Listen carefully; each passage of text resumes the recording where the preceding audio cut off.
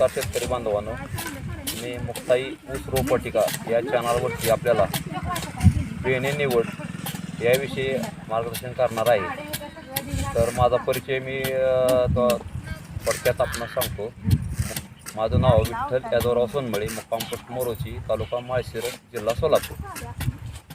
तर आमच्याकडे आमच्या ऊस रोपवाटिकेमध्ये नवीन कोइंबतूर 8632, फुले 265 आणि इतर काही ज्या ॲडव्हान्स व्हरायटी आहेत त्याची आम्ही रोपे बनवतो। तर मी सुरुवातीला बेणे निवड करत असताना आपल्याला पायाभूत बेण्याची निवड करायची आहे। तर बेणे निवड करताना मध्यवर्ती ऊस संशोधन केंद्रातील पायाभूत बेण्याची निवड करावी। सुरुवातीला आपण आपल्या प्लॉटवरती 1 गुंठ्याकरता मध्यवर्ती ऊस संशोधन केंद्रातून पायाभूत बेणे आणावे व त्याची लागवड करावी। नंतर ते बेण्यासाठी प्लॉट वापरावा। तर बेणे कसे असावे, 9 ते 10 महिन्याचे कोवळे, रसरशीत आणि निरोगी बेण्याची निवड करावी। या ठिकाणी मी कोइंबतूर फुले 265 या जातीचा ऊस मी हातात घेतलेला आहे। याचे डोळे पहा कसे कोवळे, रसरशीत आणि जोमदार आहेत। तर याची रोपे पण तशीच त्या प्रकारची जोमदार तयार होतात।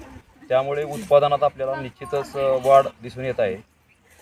तर आता पारंपरिक पद्धत सोडून शेतकऱ्यांनी ऊस रोप लागवडीकडे कल वाढलेला आहे। तरी शेतकऱ्यांनी बेणे निवड करत असताना या अशा प्रकारच्या बेण्याची निवड करावी, त्यामुळे आपले उत्पादन निश्चितच वाढ होईल, यात काही शंका नाही। तरी पुढे बेणे निवड करत असताना कुठल्याही व्हरायटीचं असलं कोवळं बियाणं वापरायचं आहे। आणि फुले 265 या व्हरायटीचे डोळं काढायचे काम सध्या चालू आहे बड कटरने।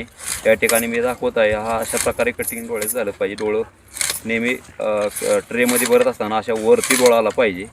आणि या ठिकाणी कटिंग सध्या चालू आहे।